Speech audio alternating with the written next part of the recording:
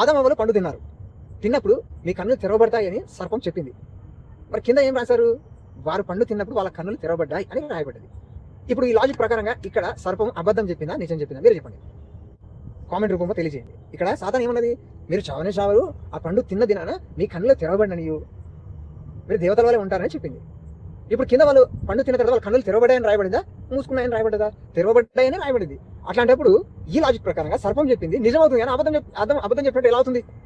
అందుకనే మత్తయి సువార్త 13:34 ఏమంటాడంటే, లోకం పుట్టినది మొదలుకొని మరుగు చేయబడిన విషయాలను నేను మీకు బయలుపరుస్తాను అని చెప్తాడు. అది ఇదే భౌతికమైన ఈ నేత్రాలు, ఆత్మీయమైన మనోనేత్రాలు రెండు కూడా పనిచేస్తున్నాయి, తెరవబడి ఉన్నాయి. అయితే ఇక్కడ ఆ పండు ఎప్పుడైతే ఆదాము వాళ్ళు తిన్నారో ఆ ఆత్మీయమైనటువంటి మనోనేత్రం ఏం చేయబడిందో మూసుకుపోయింది. దీన్ని మనం నిర్ధారించడానికి బైబిల్లో ఎలీషా కాలంలో దాసుడు కావచ్చు, ఆ ఎంఐ గ్రామానికి వెళ్ళేటువంటి ఇతర మనుషులు కావచ్చు, ఇలాంటి విషయాలు బైబిల్లో చాలా మంది ఉన్నాయి.